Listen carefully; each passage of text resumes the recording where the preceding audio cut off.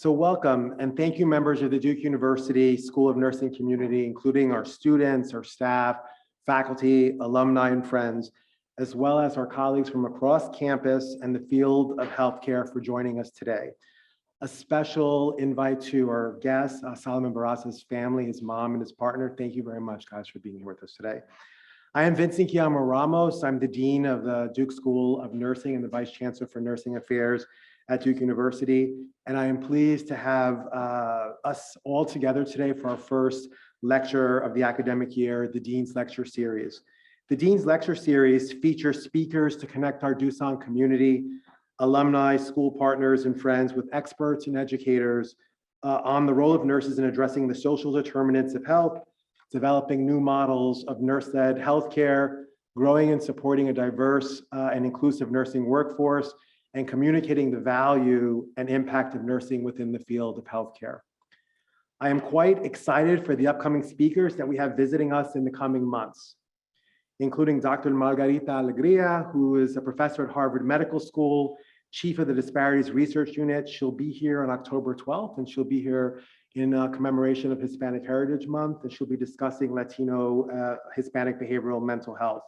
In addition, on February 22nd, we'll have our 60th annual Harriet Cook Carter Lecture, and we're gonna have a very special visitor, Dr. Jay Bott, and his colleagues from Deloitte, who will discuss a recent paper that they've written on the cost of inequities. And what's really special about this paper is that it really estimates the unsustainable financial impacts of us doing nothing to mitigate preventable chronic diseases in our country. Boy, is that going to be a terrific lecture. I'm also happy to announce that for our December graduates that we're having our ceremony in the chapel, our speaker will be Secretary Cody Kingsley, who is the Secretary of Health and Human Services for North Carolina. And he'll be talking about some of the work that is happening in the state around helping people have access to care, and all the push around Medicaid expansion, the role of nurses, and whatever else Secretary Kingsley wants to share with us. I'm sure it's going to be quite special. Hopefully we won't miss these critical discussions. I think they're essential to our school's mission, and they really help us to kind of imagine our school as we move forward with our strategic plan. Before we open our panel discussion this evening, I think it's important to recognize that we have all faced unprecedented challenges over the past couple of years. Certainly, within healthcare, we're seeing things that, at least in my lifetime, I'm 52, that I've never seen before. And so let me just share a couple of things that have been sort of weighing heavy on my heart and on my mind. The first is that after 4 decades of life expectancy increasing in the US, what we're seeing is that life expectancy has stagnated and is now decreasing. And I think that's something that we should be very concerned about as nurses. Additionally, the number of Americans with at least one chronic disease has been increasing. And currently, more than half of adults in our country have at least one chronic disease. While COVID-19 certainly represents a significant large-scale event, it's really sort of been very instrumental in highlighting the historical inequities that have been here prior to COVID-19. That's a way of saying that while tonight we are going to use COVID-19 as an example, I think it's important to recognize that the inequities have been prior, during, and continue to persist despite all the things that we've learned during the COVID-19 pandemic. Nursing is, as you guys know, the largest segment of the healthcare workforce, yet our contributions, our impact, and our value is often invisible. I want to repeat that again. We are the largest segment of the healthcare workforce, and yet what we contribute to the health and well-being of our country is oftentimes invisible. We're often mischaracterized, and our true contributions in terms of supporting our country be healthy, and also the economic benefits that our country faces because of good health, are often obscured. Imagine a world without nurses. A world without nurses is a world without health. Really important point. Today, we are fortunate to have the opportunity to deeply reflect on some of the challenges that COVID-19 amplified, recognize the impactful contribution of nurses, and provide a strong rationale for why the nursing profession can lead healthcare transformation.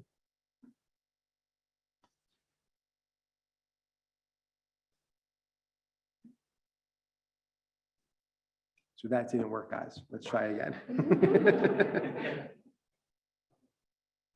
So this doesn't work, guys. So I'm going, unless I don't have it on, but I'm not sure what's happening with that. So I am going to try the old-fashioned way and just advance. That didn't work either. I'm going to try the touch screen. Carla, can you guys help me with this? I'm not sure what's happening. It's my pleasure to introduce our speakers. And so first and foremost, I'd like to introduce Lauren Hilgers. Lauren grew up in Texas, in Austin, and graduated from Pomona College in California. She's a contributing writer at the New York Times Magazine and author of Patriot #1, A Chinese Rebel Comes to America, named one of 2018's best books by New York Times, the Wall Street Journal, and the San Francisco Chronicle. She is also the author of the groundbreaking piece, Nurses Have Finally Learned What They Are Worth, which is the basis of our discussion today. Lauren currently resides in Brooklyn with her husband and her 2 small children.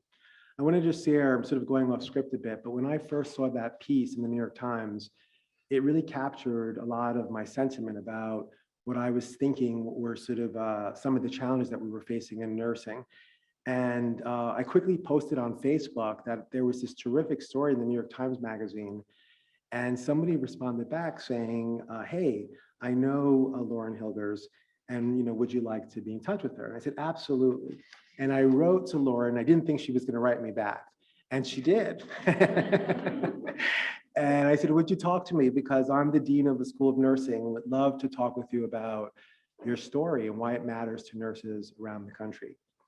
And so it's really an honor, Lauren, to have you here today, and thank you very much for being here. We're also joined by Solomon Barraza. Solomon grew up in Dumas, Texas, graduating from Amarillo College of Nursing in 2018. He completed his BSN through the University of Texas at Arlington in 2020 and became a certified CCRN in 2022.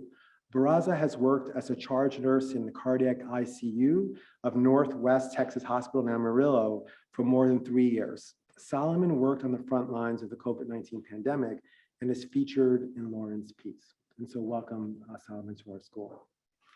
I want to say, in seeing, I think that was a picture of Solomon in your story. Is that Solomon standing in the middle of the street, or is that not Solomon? I couldn't tell. The one in the middle of the street is not. Is not Solomon. I thought that was you, Solomon. That was in the middle of the street, but My photos were done on a snowy day. on a snowy day. It was not, got it. My clothes were frozen. Got it. Well, I was trying to imagine who this person, is and who he was, because the story is a powerful one. I've listened to it many, many times. And when Lauren connected me to Solomon, I was actually in Florida at the time when I called you. And I remember reaching you, you were working, I could hear the monitors beeping, and you said, I can't talk that long, I'm busy. But I said, listen, I'm the dean of the School of Nursing at Duke, and boy, would we be happy if you could visit us. And your story is absolutely amazing. I think you represent, in many ways, the best in nursing, and what I think we as a school aspire to all be as nurses. So thank you for being here. In addition, I'm really proud of 2 members of our own Tucson community tonight who will be joining our discussion, Professors Benjamin Smallheer and Carolina Tennyson. Benjamin Smallheer, as you guys know, is an associate professor and lead faculty for MSN Adult Gerontology Acute Care Program, has practiced in many clinical settings, including the emergency department, high acuity medical surgical intensive care, long-term acute care, and has been the lead responder on a nurse practitioner-based rapid response and COVID team. He currently practices as an acute care clinician in the critical care unit at both Duke Riley Hospital and Duke Regional Hospital. Thank you very much, Professor Smallheer, for being here. Thank you. Carolina Tennyson is an assistant professor here in our school at the Duke University School of Nursing. She is a board certified acute care nurse practitioner who provides evidence-based care to advance heart failure in critically ill patients in a fast-paced academic hospital. Her research interests include interprofessional simulation, training for code blue events, best practices for family presence during resuscitation, and education using microlearning. Professor Smallheer and Tennyson recently received the Duke University President's Award as part of the Duke Health Medical Intensive Care Units who are on the front lines of the fight against COVID-19. The teams were recognized for delivering specialized care for patients while keeping pace with safety recommendations, integrating novel therapies, and also protective devices. Thank you very much, Professor Tennyson and Smallheer. In addition, we have a very, very special guest sitting in the front row. We have Dr. Ernest Grant, the president of the American Nurse Association, who is joining us today and will provide a response to our discussion. Dr. Grant has more than 30 years of nursing experience and is an internationally recognized burn care and fire safety expert. Dr. Grant frequently serves as a distinguished lecturer across numerous schools of nursing, including ours, the Duke University School of Nursing. You're always welcome here, where he works with undergraduate and graduate nursing students in the classroom and in clinical settings. Dr. Grant is frequently sought out for his expertise as a clinician and educator, and he has been a leading national voice in regards to advocacy for the nursing profession. He is the first man to be elected to the office of president of the American Nurse Association, the ANA. For those joining via Zoom, there are actually a couple of hundred people that have registered for tonight's event.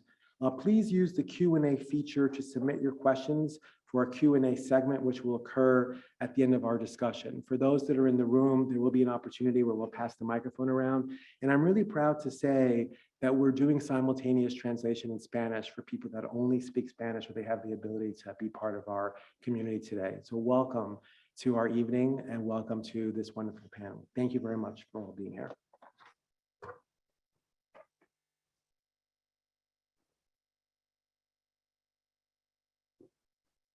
So our first question is going to go to Lauren. So Lauren, when you decided to write this story about nurses, what was your vision, intended purpose, and what interests you about writing about nurses in the nursing profession? So I think my interest in writing about nursing and nurses has roots before the pandemic, well before the pandemic. And I think, if I'm being honest, it kind of started when I had my first child in 2015. And I think it's pretty natural when you're someone who works and has a life and is all of a sudden taking care of a family member, and any kind of family member of mine just happened to be an infant, to start questioning the way that we value different kinds of labor in the United States. And for me, I think it was a pretty shocking realization to think about how big of a role caretaking plays in our society, how important it is for the functioning of our society, and how big of a labor pool it is. It's a great need. There's a lot of people working in different caretaking fields, and yet how undervalued and it's sometimes completely overlooked it is. And so in the lead up to the pandemic, I had been writing a lot about domestic work and organizing around domestic work. And I had been interviewing women in New York City, mostly immigrant women in New York City, who were working as home health aides and nurses and nannies. And a lot of times there was overlap. People would go from one job to another. They'd do both. There are nannies that worked as nurses on the weekends. And then the pandemic hit and a lot of those people scattered. And the last conversation I had with two Filipino women was about how nurses were traveling to New York, and they had friends all over the country who were coming to New York City, partly to help out with the pandemic and partly because hospitals were offering what we thought of then as kind of astronomical weekly salaries. And I had told some editors about it back then, but it was really unclear. It was really early in the pandemic. We weren't sure if this was indicative of something larger that was happening in the healthcare system. And also we weren't sure if it was going to be a one-off in New York. Maybe the pandemic wouldn't move on. It would just be a New York thing. Of course, it wasn't. And so about a year and a half later, an editor came back to me and said, clearly, this is not a New York thing. Clearly, the pandemic is everywhere. And also, travel nursing has expanded, and it's not just New York, it's all over the country. It's not just in ICUs, it's across specialties. Something is going on, something bigger is going on here. So I called those two women that I had initially talked to, and then I started talking to nurses in hospitals across the country. And I talked to travelers, I talked to people who had stayed put, and I talked to nurses in New Mexico and Colorado and California and North Dakota and all over the place. And I started to get a picture of this group of people that was on the front lines of something that the rest of the United States was trying to move on from. And these were people who were holding it down and treating patients and watching people die, and had come up with all of these different sort of coping mechanisms to deal with it. And it was clear to me that this was an extraordinary situation, but even beyond that, nurses held a really unique position in our hospitals, that they are called upon to have like sort of dual roles, that you have to be really technically proficient and you have to be able to respond in a crisis and manage all of these aspects of care. And at the same time, you are the person in the hospital that is looking at the whole entirety of a patient. And you are expected to offer not just the care, but the feeling of care and the feeling of comfort. And I think that's a really hard thing to quantify, and it's a hard thing to value. And a lot of the nurses I was talking to felt like hospitals had, prior to the pandemic, and of course it had been exacerbated during the pandemic, they felt like hospitals had not valued this work properly. And it wasn't just money, it was sort of the feeling of appreciation, the way that they were staffed, the hours that they worked.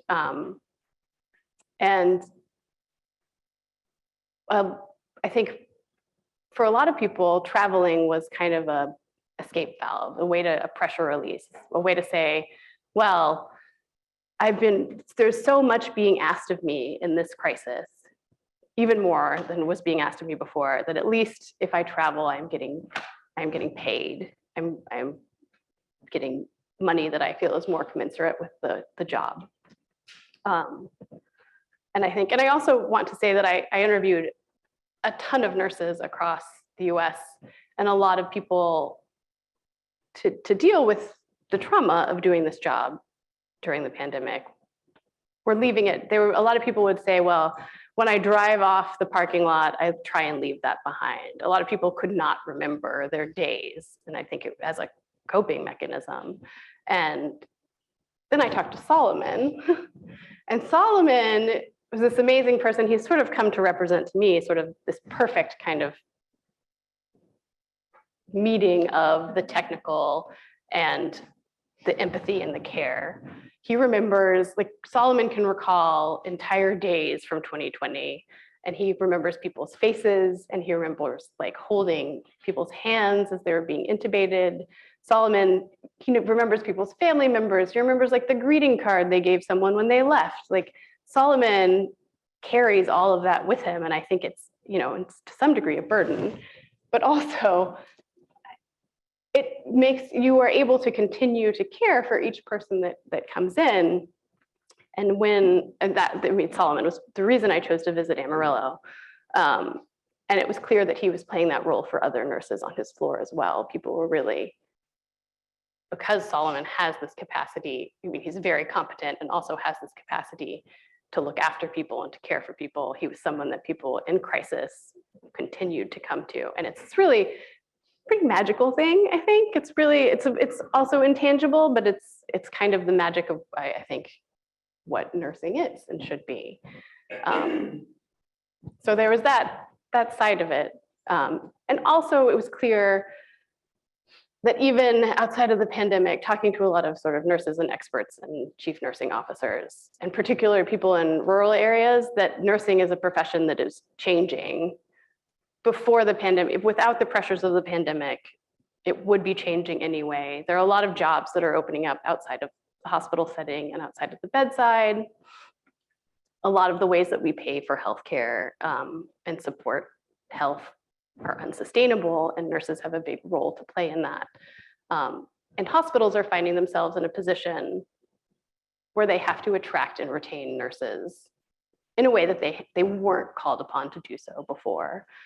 And I think now, as a lot of the money that was coming from the federal government around COVID is starting to be drawn back, I think that there's a real reckoning going on with how we provide care.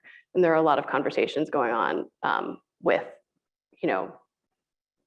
where we failed and, what our healthcare system does well. And, in this crisis of public health, what we didn't do and who we didn't serve.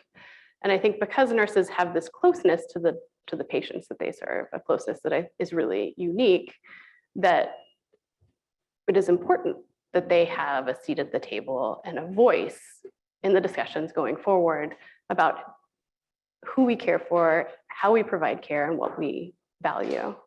And so I was really honored to be invited to this lecture series because I feel like you at Duke are doing that. And so I'm excited to hear what you all have been coming up with. Thank you.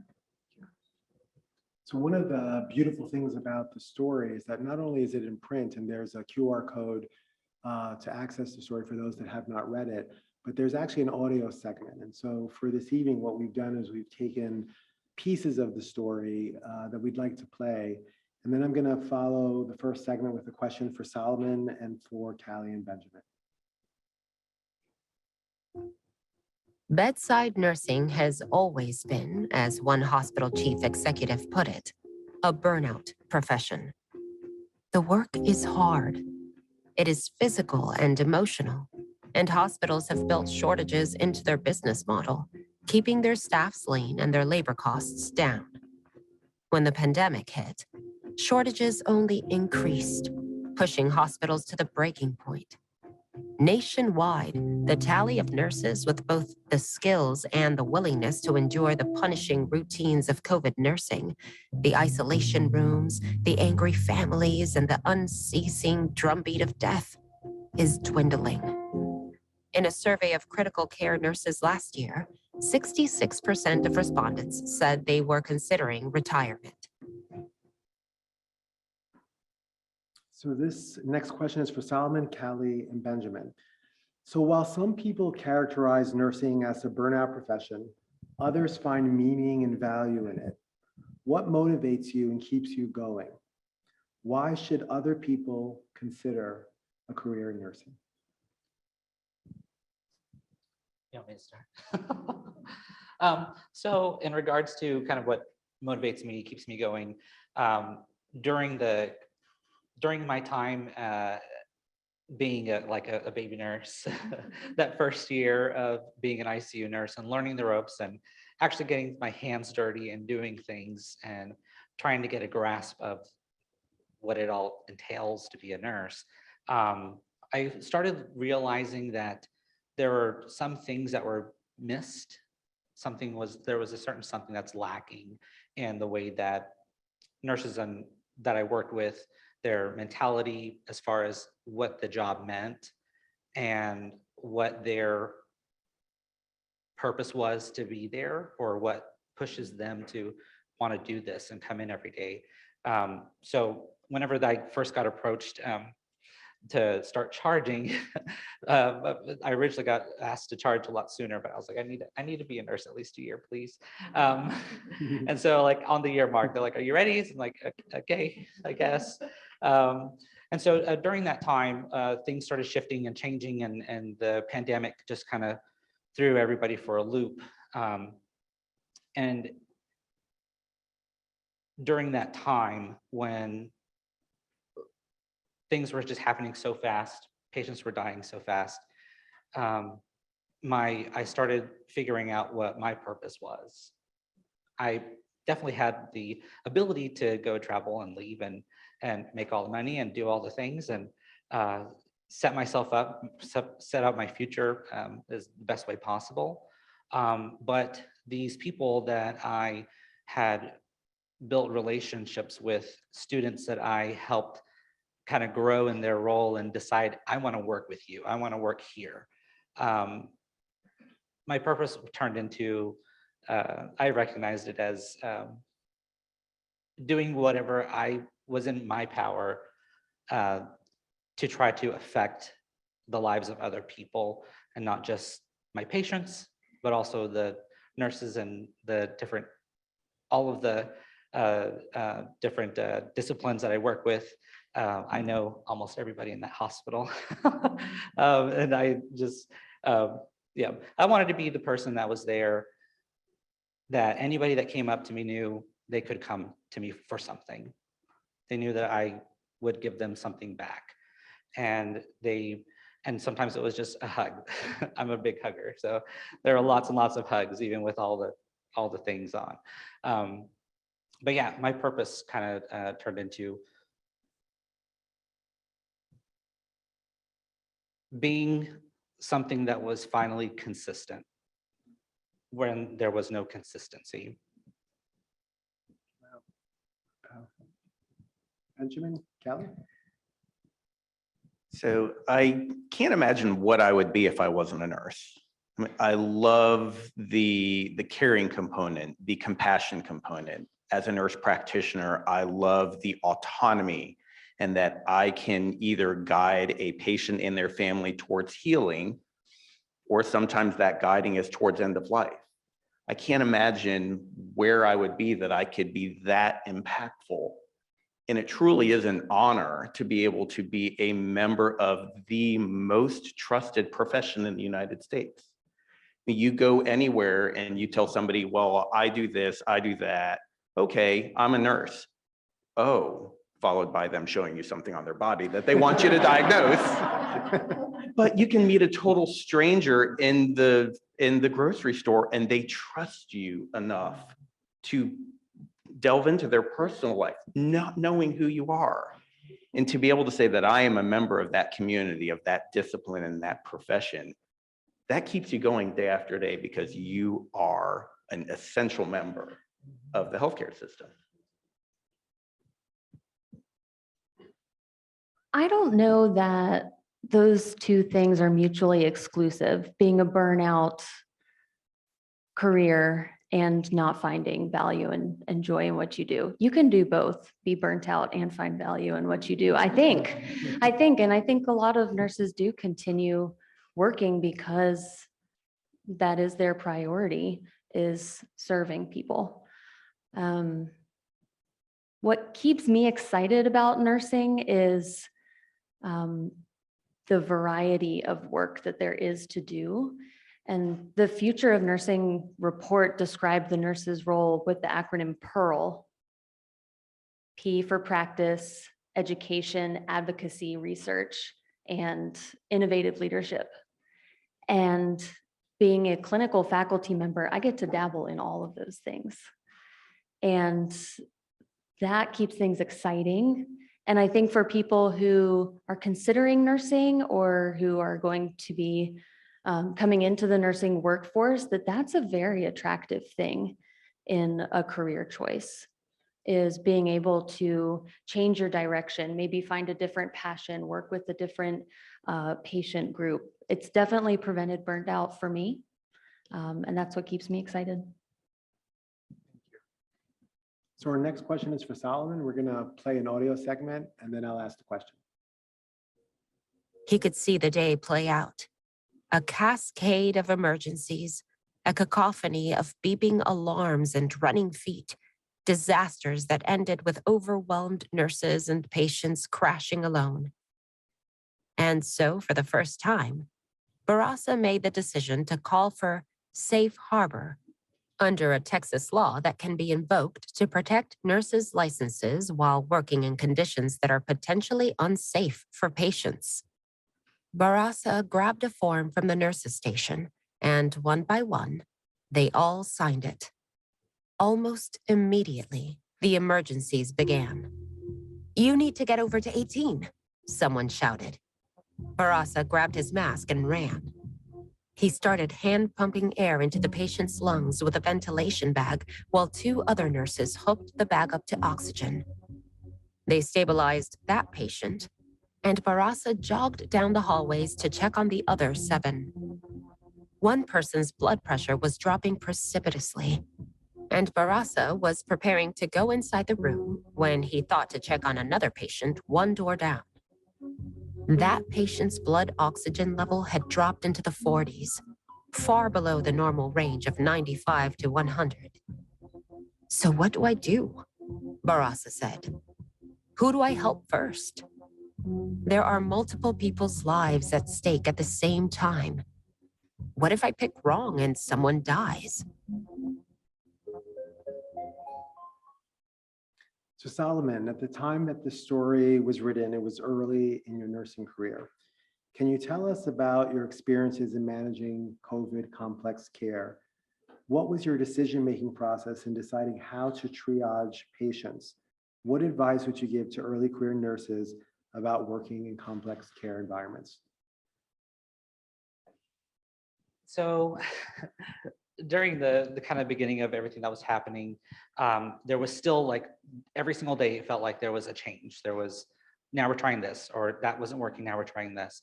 And so there was a lot of learning and trying to put into action something that could try to dispel what was happening, or at least try to give us a little bit of a respite to kind of slow it down. And during that time, things just got so crazy so quickly. We had to start training people on devices that typically we would not train them on devices so early, but it was necessary at the time. And then also just seeing what the potential outcome for each patient was going to be definitely played a factor in who we brought in. At a certain point during the pandemic, we did not have very much local admissions for COVID. And so the hospital decided to open us up, and we started taking things from basically across the country. We get people from South Texas, that's like 800 or 900 miles away from us. We get people from Colorado, from Arkansas. We had somebody from Arizona. We had people from all over, just desperate to try to have some means of trying to save them. And from my 18-bed ICU, we started using all 29 beds that are on it, and the influx of nurses started coming.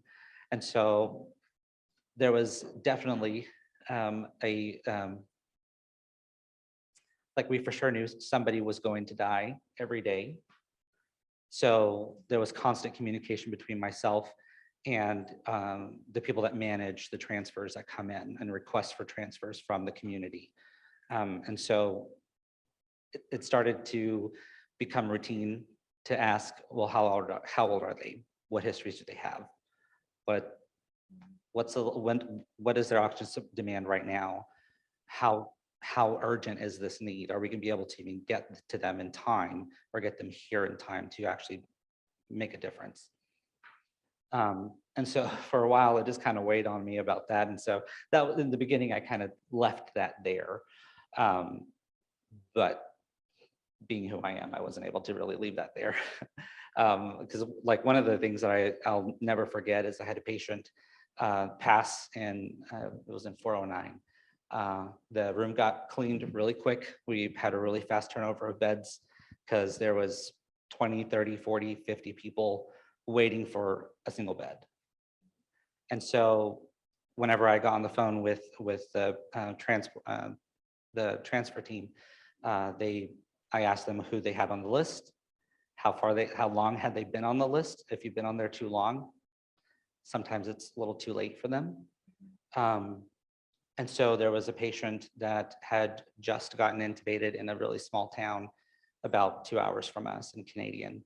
And she was, I think, 48 at the time. And so no histories, nothing like that, no comorbidities. So I told them to, let's get her over here as quick as you can. She stayed with us for a good 2.5 months. We were able to get her trached, get her awake, start talking again, get her to rehab. And I'll never forget whenever she was able to leave, because it was this mass celebration on the unit. And that was one of the things that I always try to make sure of during that time was we celebrate any kind of thing that we can find to celebrate. When we got people extubated, I'd gather all the staff and we would cheer at the door. When people would be able to transfer out of the ICU, we would line the halls and clap them down the hallway. There were so many things that I thought were not like too big. It wasn't like out of my way to do that, but it definitely helped the atmosphere of the unit when things started feeling just gray, trying to bring in some kind of color into our lives. And so that's also how the candy cart kind of came into action. because no matter what, they always knew that if I was working, there was candy available. So a little something sweet in their day. And I'm sorry, you guys at home, you're starving because I'm not there. And as far as like what to tell new nurses that are coming in, things do get complex, but the fantastic thing with nursing is that you have so many people that are available to you. So the biggest thing that I can tell people is utilize your resources. When you're not sure how to deal with things, when I wasn't sure how to deal with things emotionally or mentally, our pastoral care people were phenomenal. They'd come up, I'd ask them to see this patient, and then after I made sure all these people gotten taken care of, then Jeff would come up and say, well, what do you need today? And so that definitely helped me get through.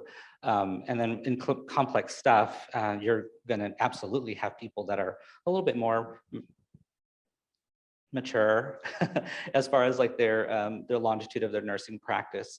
And with me being so new to the role, just being a nurse and then having to be the person that's in charge, I definitely relied on the people that were there that I knew had some type of experience, something that I could feed off of, something that they could give the other people that I wasn't able to. And so definitely look to your people around you. They're always willing to help. Nurses have that with them. There's a lot of camaraderie in nursing. Thank you, Solomon.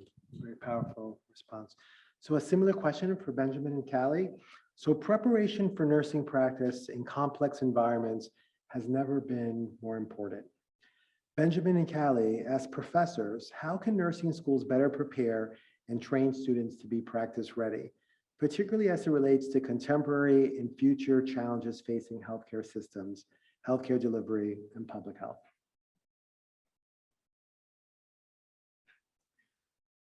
I think what has transpired over the past couple of years has so many implications for education and things that are changing in the workforce and in the culture. We infuse that into the classroom in real time. You know, when I hear the description of this scenario that we all, you know, in critical care know it, I can definitely relate to it. It's a scenario of overstimulation where you're at a point where you're not taking in information anymore. Brene Brown would call it blown. I'm blown. I can't think about anything else. I need a timeout. And it takes a good deal of introspection and kind of knowledge of yourself to know when you do need to tap out, when you do need to find your resource on the team, so that you can perform your best for the patients. And I think an example of this is we do a lot of high and low fidelity simulation here at the school. And so our acute care nurse practitioner students, you know, we talk about end of life. We'll do an end of life scenario. We'll have the patient expire at the end of our scenario and we sit down to debrief. And I'm going to pull this in. How do you cope with this? And now you move on to your other 7 patients.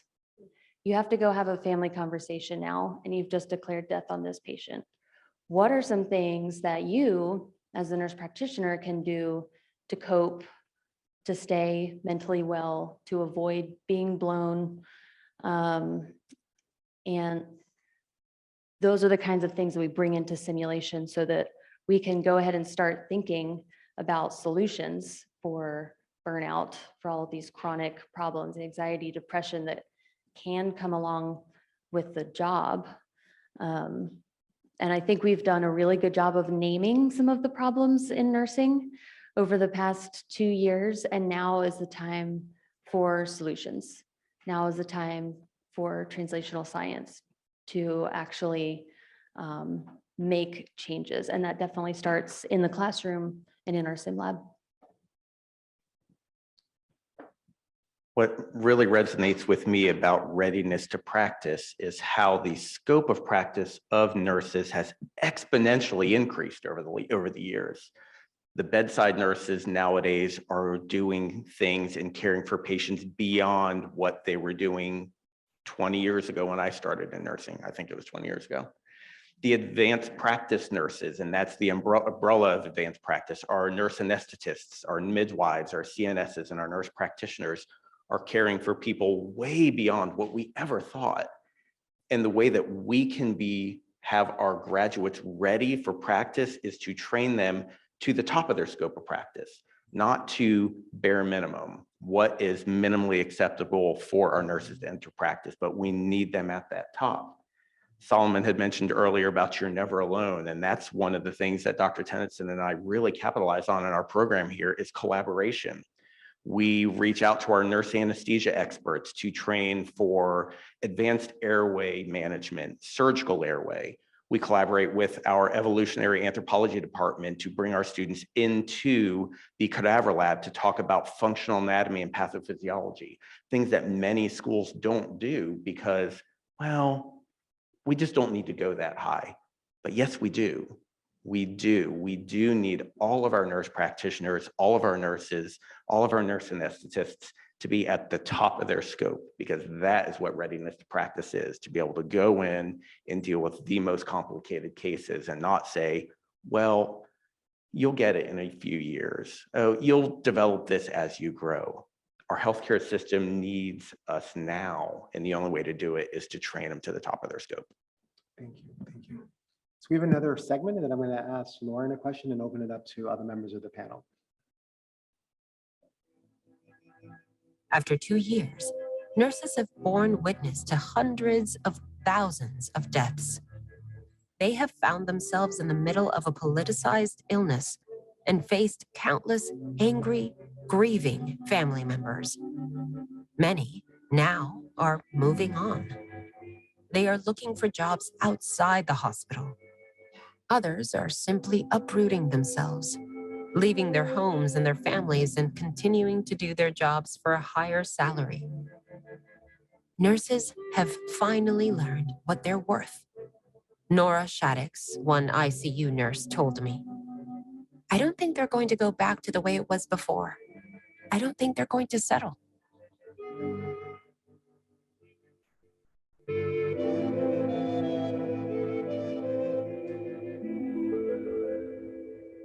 So Lauren, I'll start with you, but this is actually open to everyone on the panel. So what are the main lessons learned about the societal importance, value, and impact of the nursing workforce during public health crises such as COVID-19? How have nurses and the nursing profession been transformed? And how do we sustain the recognition of the value of the nursing workforce? Can I just say this is the first time I've listened to the audio version of this, and that the music is really doing me in. It's really, it's really emotional.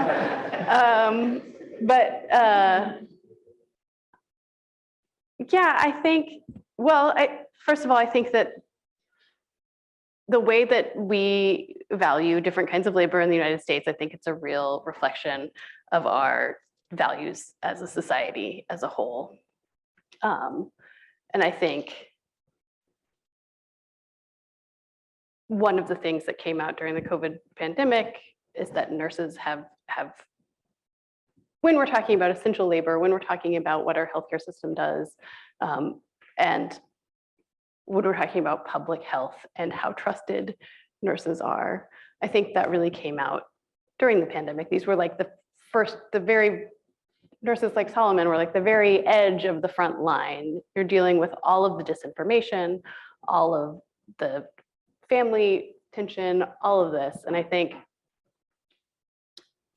people really started to talk about what is essential labor and how do we value it and what is its role.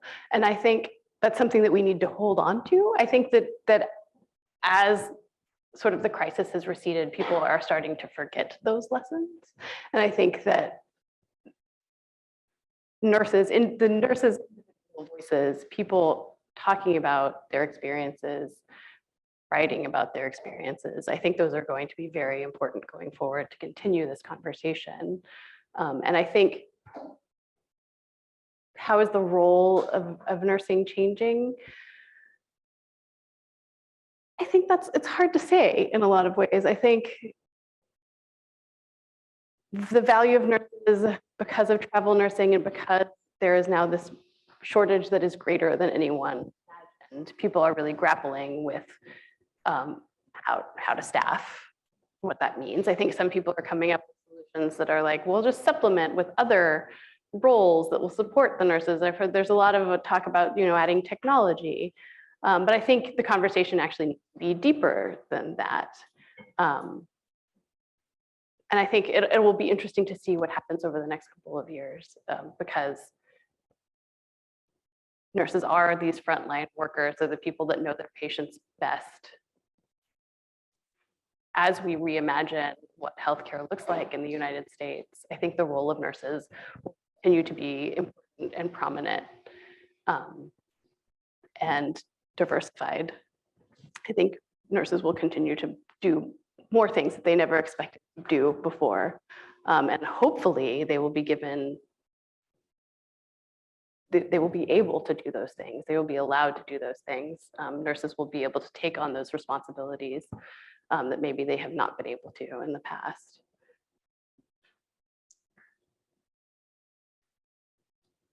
Other thoughts? I definitely feel like the pandemic has changed nursing for the better, but I'm going to use the word, it has hardened us. I can say in all of my years, I've never been afraid to go to work. And I'm not in the bedside nearly as much as some of the students here in the room are. I was 3-4 days a month, but I remember going to work, typically on the night shift, and you were afraid. So I think it has hardened us as a profession, but that's not a bad thing. I think we are much more willing to stand on our feet, to push back, to say no, to challenge the status quo, because we now have an idea of what it should be like. And what it shouldn't be like is us just saying, oh, well, we'll figure it out. Yes, we'll double our nursing patient ratios. Oh, well, yeah, we'll get somebody who's a non-licensed professional to do licensed responsibilities. We're not going to tolerate that anymore because our patients deserve better. And we as a profession deserve to give better care than that. So I think it's hardened us for the good.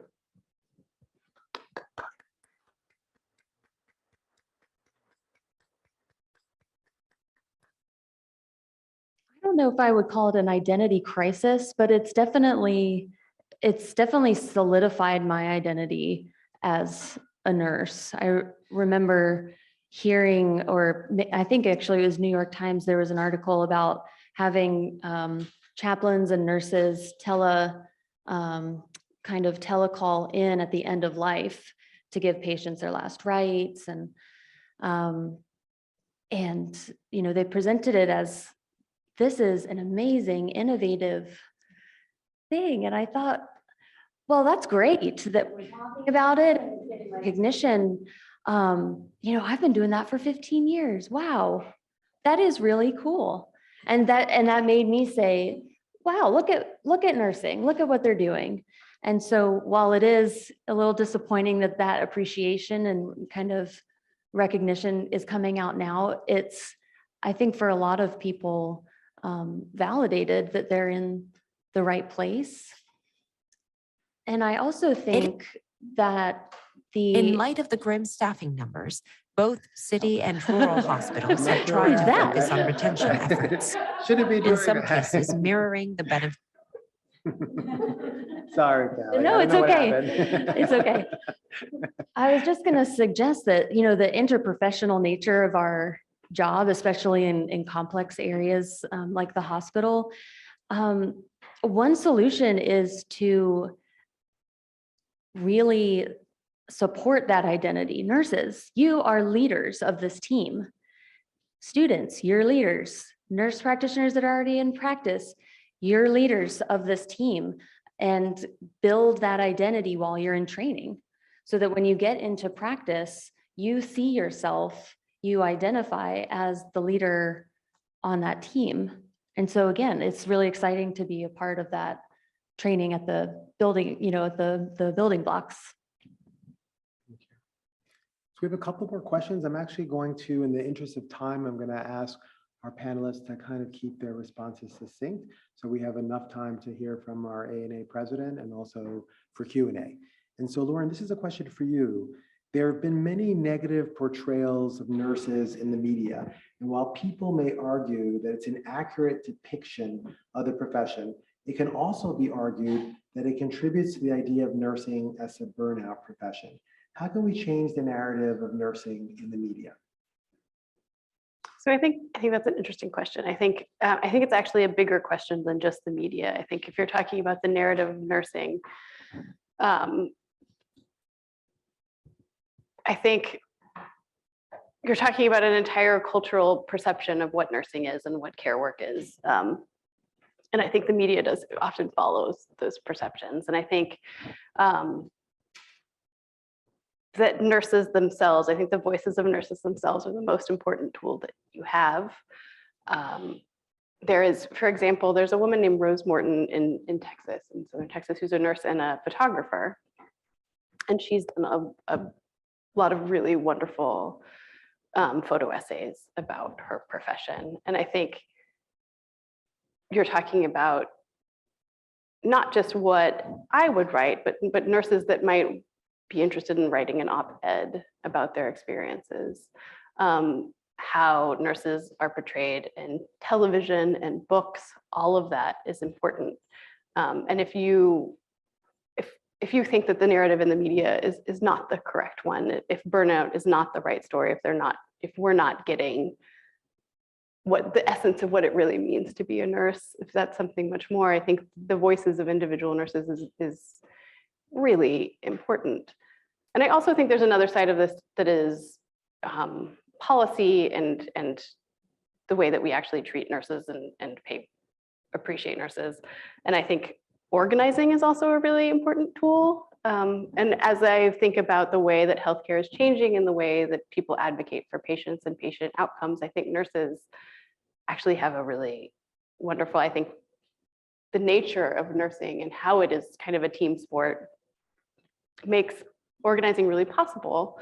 And I think it's something where there's a lot of camaraderie and people do work to similar purposes, and there is an opportunity there as well with organizations that already exist to shape the conversation and to pick the talking points and the policy that you want to see changed.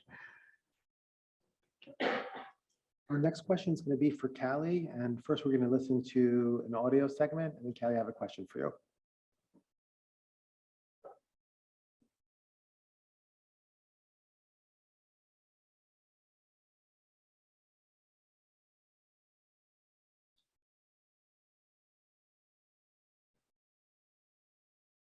Okay, I think I'm going to ask the question, Callie.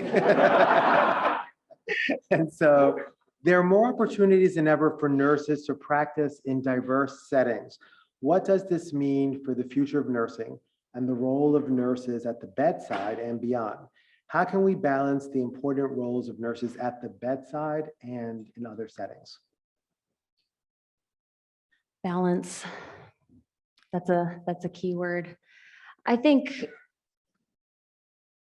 the opportunity for nurses to practice in, again, Pearl, in all of these different spaces can pull people from the bedside, but I think that ultimately it's for our own good. Nurses need to be in all spaces. Policy, community health, we need to be everywhere. I read something recently about how nurses were excellent MBA candidates. You know, we need to kind of, again, realize our worth, get that training, have the courage to go into the different spaces, and also to mentor the next generation. All of us teach. All of us teach at the bedside. We all have the opportunity to mentor. And I think that's another one of our responsibilities as, you know, as we do diversify what we're doing. Thank you. So I'm not sure if we still have audio segments. There's some more on my cards, but should I bypass them? Okay, we're going to bypass the audio segment. Sorry about that. So this is for the entire panel. What are some ways that nursing schools can play a role in promoting the retention of nurses? How can nursing education programs and health systems further collaborate to develop practice-ready nurses? And how can health systems and nursing schools promote the health and well-being of nurses? I'm going to start with you, Benjamin. You know, we're very fortunate here at Duke to be part of a very large and well-known, well-designed healthcare system that has an academic institution associated with it. Those benefits that we have can be utilized to support our surrounding areas. As we're working on clinical placements for our acute care nurse practitioner students, we often have other healthcare systems not associated with an academic facility reaching out to us and say, we need nurses, we need acute care NPs, family NPs, whatever it might be. And this is a perfect opportunity for us to then collaborate and work with our surrounding area. And these aren't just institutions and facilities here in our area. I got an email from an institution in Hawaii that they needed acute care NPs. They would love to work with us, have some of our students coming out there so they can help build the sustainability of their healthcare system out there. So I really feel like part of our responsibility as one of the top institutions in the country is to not keep our resources to ourselves, but how can we grow and benefit healthcare system as a whole and provide practice-ready nurse practitioners for other areas that need them in a dire need or that are in dire need. Thank you. Would anybody else like to answer that question? Any thoughts? So one of the models that I really like with one of the nursing schools that's around us, we've got like 4 or 5 different institutions that have nursing programs. The University, Texas Tech University, their nursing program has their nurses do internships. And whenever they assign them, like they get to know a nurse, ask them if they can intern with them. And so they work all of their shifts from 6:30 in the morning till 6:30 in the evening. They do the charting, they assist with all of the care of the patient. They basically kind of play the main role of the nurse with an experienced nurse at their side. And so we've seen that with that practice in action, those nurses are a lot more capable at handling things whenever a situation becomes more complex. They're like, okay, I've seen this before, this is the direction I need to go. And so our clinical time in the different clinical spaces is one thing, but actually being responsible and having to do the real work, I think better prepares them. So we have a final prepared question, and then we're going to ask Dr. Grant to join us for some commentary and some reflections. So the final question, I'm going to start, Lauren, with you, but it's actually open to all the panel members. In order to sustain the recognition of the value and importance of the nursing profession, nurse involvement in policy making is key. What advice would you give to nurses about getting involved in nurse leadership and policy? What are some ways to elevate the influence of nurses in shaping health policy? I feel like I got ahead of myself and was talking about this already. I think, again, I think the voices of individual nurses is really important. I think that it is worth, in addition to all of the training that you're doing on top of everything else, think about how to communicate your experiences, think about the issues that you feel are important, and to write your local politicians and to write op-eds for your newspapers and to try and get those stories out there. And again, I think organizing is really important. I think having a collective voice is really important. And there are lots of opportunities to do that. I think people are already doing it across the country. This is a conversation that has already started. So I think being ambitious and being bold, and I think people really do want to hear the stories from nurses and feel confident that they do. I think that there are a lot of opportunities to get your stories out there. Any thoughts from panel members? I agree. I think storytelling is so important. It's so impactful. it's a great learning modality, actually. And so whether it's that we are sharing our stories in the literature or we're sharing it in social media, it needs to be shared. And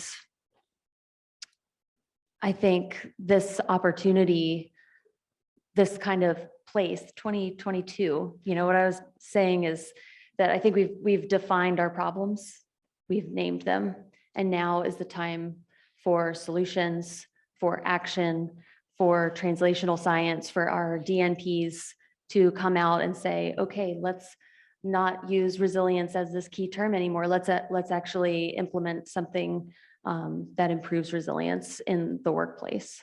And so I hope to see more of that science as well. I would say don't forget to be involved. And being involved doesn't mean you have to be the one calling your state legislator, calling your representatives. If you do not have the comfort in doing that, be a member of your state and national organizations, because they have connections with their political action committees, with their lobbyists, and your dues help fund that. So while you may not be directly doing that, you can support your state and national associations who will do that work for you and on our behalf. So be involved. So thank you. We're going to take Q&A in a couple of minutes, but first let's hear from the president of the ANA, Dr. Ernest Grant. Your thoughts?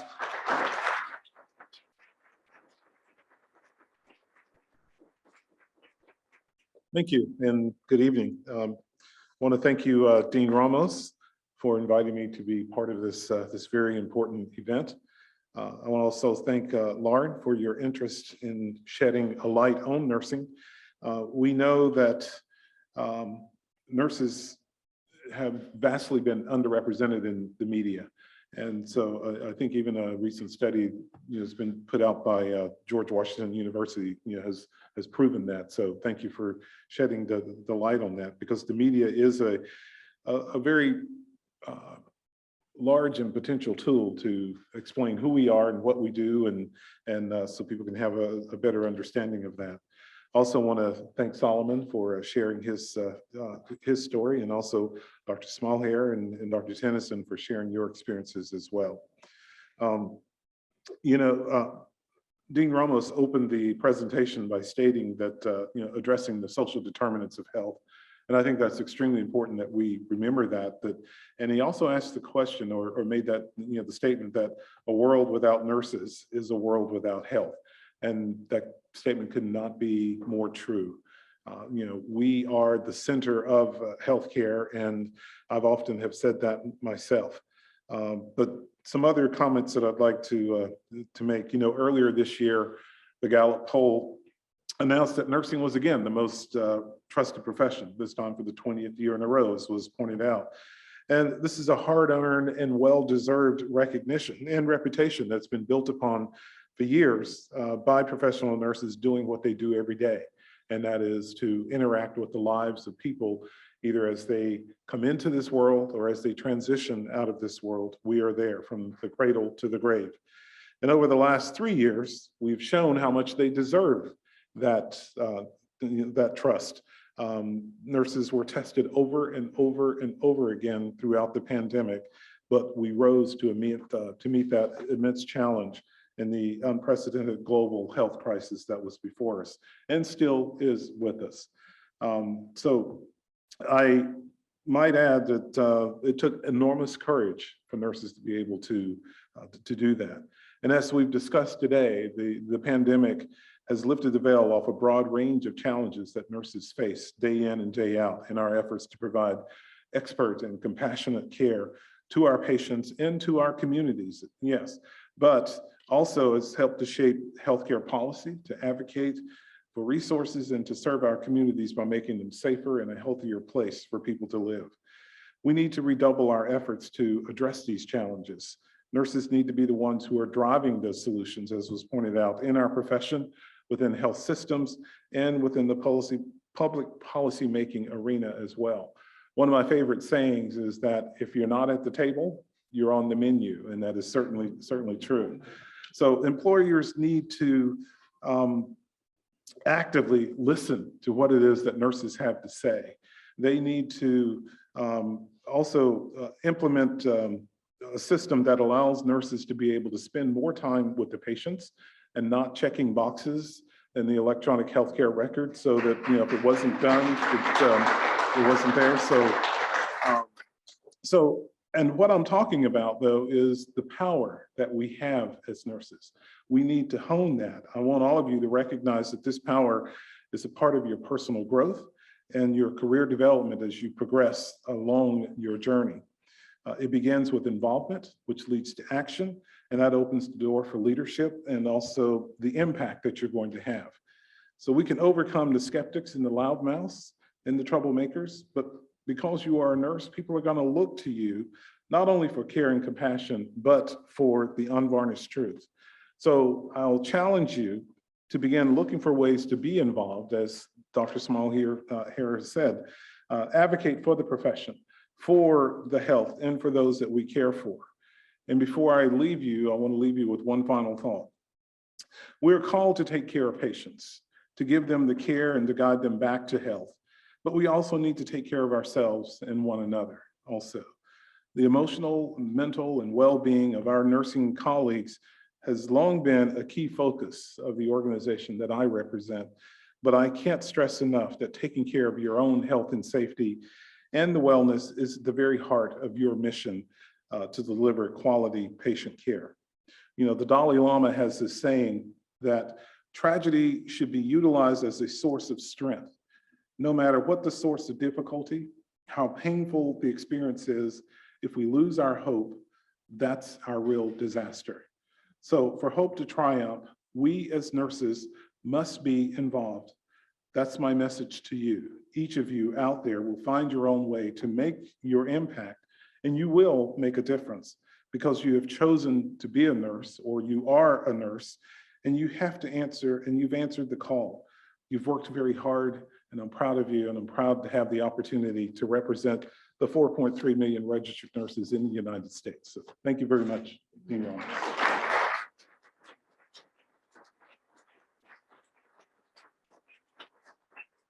Thank you very much, President Grant. So this is a terrific opportunity to now maybe take some questions.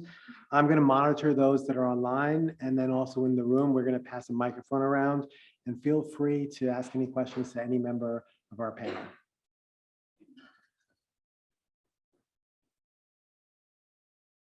Come on, this is you guys.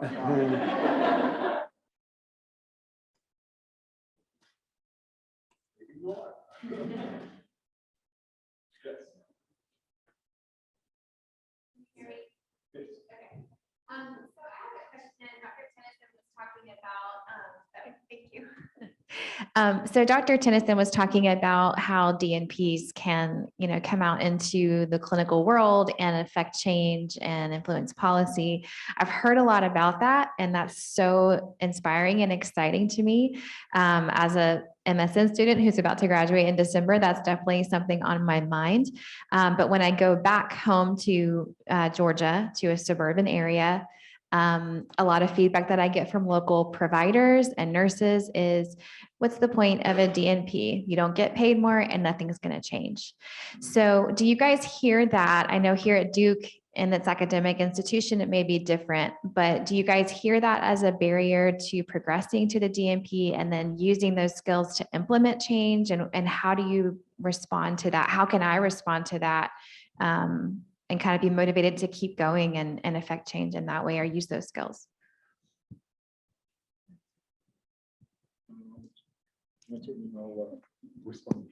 Yeah, I think translational science is exactly what healthcare needs right now. I think DNPs are very well positioned to make change. So when I hear you say nothing's going to change, that might be financial, is what I'm hearing maybe. And I think that's true, that a lot of positions don't recognize the DNP as, monetarily, but the change is in the work that we do. So I do see DNPs in education. I see DNPs in research, And I see DNPs in policy, absolutely. And are you doing the DNP program?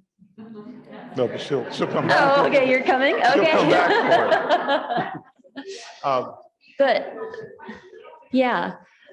But when you go home to Georgia, the thing that DNPs are trained to do is identify a problem or identify a gap. And nurses look at these things holistically. That's what's special about us. And so I hope that when you go back home, you can find one of those gaps that you want to fill. I would just add to what she has stated. It's because people are afraid of you. It's the power thing. It's translational science. You are forging a new path, if you will. People don't like change. They're afraid of change. And until, and let's face it, DNP is relatively new, 10, 15 years or so. So until we're able to really make our mark, and of course, our physician colleagues see that as not only change, but also it comes down to dollars and cents. That is this person eking out monies that I should be getting, or are they competition? So I truly think that over the next couple of years or so, as we get more used to having people with DNPs, and you're able to understand the contributions that they are making, not only just DNPs, but nurses with PhDs as well.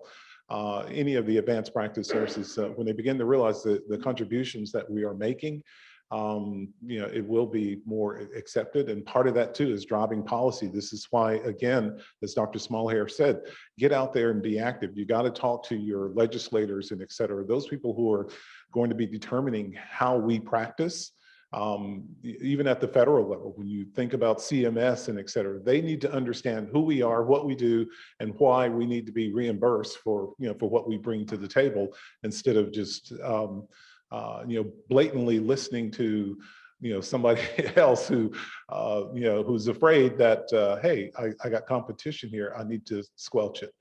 We can think just as well as, if not more efficiently than our physician colleagues. And it's a collaboration. I don't mean to imply that it's us versus them. It should be a collegial collaboration that we're so that the patient can have the best outcome. That's the ultimate goal, is who benefits the most, and it's the patient, hopefully. So I'm going to take a question from one of our participants that is online. So this is actually for anyone on the panel, but how about Lauren and Solomon? I'm going to direct the question to you guys. So what are your thoughts and recommendations about how to talk up nursing with current nursing students during these challenging times in our profession? I know it's a great profession. I've been a nurse 25 plus years. Current students are hearing a great deal and not all positive. Well, I think that I am not a nurse, and I don't work at a nursing school. I think what I hear, you get both sides of it a lot. You get how difficult it is, how hard it's been during COVID. There's so much trauma and there's so much burnout that's happening. And I think that's real. But I think the other side of it is that it's an amazing profession where you get to care for people and you impact people's lives, and you have the proof of that impact right in front of you. And that's not, you don't, in a normal, regular desk job, you don't get that every day. And I think for me, I think you have to acknowledge both of those things. And I think also that there are a lot of people in the United States that want to be nurses. I don't think there's a lack of enthusiasm. I think that a lot of people would like to go to nursing school. I think that there's a large number of graduates every year. It's just not filling the demand, and the demand is growing. So I think how to play up the positive aspects of nursing, I think acknowledge them as much as you acknowledge the bad sides of it and the difficult, I'm not saying bad, so the difficult, the challenges. And also talk about the good. I don't know. Go ahead. So as far as like the negativity and stuff, as far as how nursing has changed and over the last few years have gone, now I feel is the time where these new people that are coming in, these new nurses, they're fresh, they're kind of like gearing up and they're ready. This is probably the group that's going to be able to enact real change, because now we're driven and now we see where there are parts of our lives that are lacking, or as far as policies that go into our practice. And there are always going to be chances that we'll have to impact people's lives. My choice for coming into nursing was after my younger brother had passed away. The nurses were the ones that, truly felt like they did things for us. Doctors come in, they kind of jibber jabber, and then we all know we have to like translate that for them, for the family. And so seeing how that was really touched me in a way that I was not prepared for. In 2015, I had a really big event in my life. I was diagnosed with HIV, and the doctor was not so great at communicating that over. But it was the nurse that really pushed me and helped me kind of pull my restraint back in for all of the emotional overwhelming, just all the overwhelming emotions that were coming in. And that nurse was the one who grounded me during that time. And we're all going to have opportunities to make those huge impacts in people's lives. And it may be something small, a small gesture as just putting your hand on their shoulder or just giving people a little bit of love. And there's we can make huge impacts that we're not aware of yet. Dean Ramos, if I may just take 30 seconds to add to that, because I'm probably the oldest one in here, or definitely the oldest one on the panel. Having been a nurse 44 years, and even in my current position, one of the way that I would play up nursing is that every day I ask myself, did I make a difference today in someone's life? And every day I can point to something positive that that I did. Even in my role as president, I still feel that I make a difference in someone's life if I'm up on Capitol Hill advocating for, I don't know, the iCare bill, excuse me, the ICANN bill, or the the IRA bill, or anything else that has to do with healthcare. I know that that's going to trickle down and make a difference in the lives of nurses or the people that we serve. So I think that would be the best way to play up nursing, is that if you want to make a difference in someone's life every day, then that would be it. Any final question in the audience? Okay, I think we're going to transition to a special part of this evening, which is really to recognize our panel members with awards. So I'm going to ask President Grant to please join me here at the podium, and actually on the side, President Grant, because I think you have the honor of actually giving the awards. So our first award is actually to Lauren Hilgers. So Lauren, your article, "Nurses Have Finally Learned What They're Worth," illuminated the value and the importance of nursing for the public. And we appreciate that you have chosen to highlight the significant and positive contributions of the nursing profession. We hope that you will continue to partner with us as we transform the future of healthcare and nursing. This evening, we want to honor and recognize your contributions in telling the stories that help us to push the nursing profession to the forefront of the U.S. healthcare system. Thank you.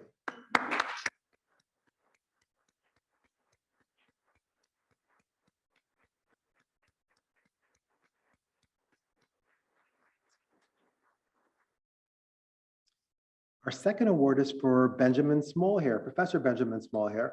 So long before COVID-19 changed the way the world viewed our healthcare system, Dr. Benjamin Smallheer had already spent countless years providing care to individuals in a variety of high acuity clinical settings, as well as educating the next generation of advanced practice acute care nurses. When the severity of the pandemic became clear, like so many in the healthcare profession, Dr. Smallheer served tirelessly to not only provide specialty care to patients in the Duke Health Medical Intensive Care Unit, but he maintained serving our students who themselves were active on the front lines. Today, we want to honor Dr. Smallheer for his contributions in healthcare, his commitment in service, and his dedication to the nursing profession.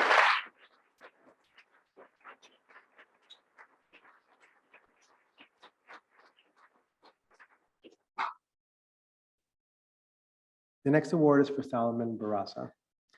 As we all know, the COVID-19 pandemic called for an all hands on deck response to meet the needs of patients at all acuity levels. Some who answered the call had decades of experience, and others were, as you said, Solomon, in your interview, new to nursing, new to providing care at this intense level. Even being new to this role as a charge nurse, Solomon Barraza remained resilient in providing care to patients and moral support and leadership to those who now look to him for guidance.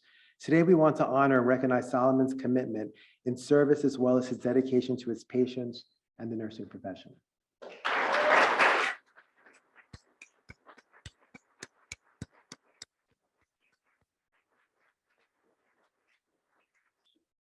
So Solomon, I am trying to recruit you to the Duke University School of Nursing. And so I want to say that we're very proud of this, but we have the only HIV specialty program in the South. We train nurse practitioners to care for people at risk and living with HIV. I graduated from that program, and boy, did it have a huge impact on my life. So thank you for being here today. Thank you, Solomon. Last but certainly not least, our award for Professor Carolina Tennyson. For more than 14 years of experience, with more than 14 years of experience as a critical care nurse, Dr. Carolina Tennyson provides high quality care at the Duke Health Medical Intensive Care Unit needed during the COVID-19 pandemic for its critically ill patients. Callie was able to use her knowledge and skills to provide support to a team that had to continuously pivot to keep pace with changing care plans and safety recommendations. In addition, Callie continued to provide academic leadership and support to our advanced practice acute care nursing students. Tonight, we want to honor you, Callie, for your contributions and dedications to the field of nursing and nursing education. Thank you.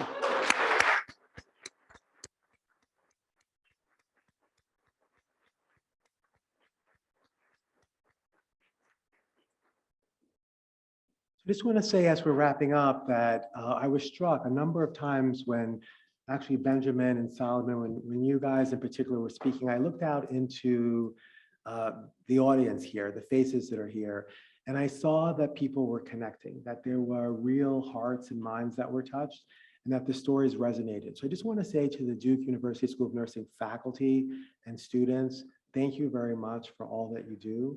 You guys are amazing, and I know that you're working really hard. It's an honor to be part of the school. Thank you so much, guys. Thank you.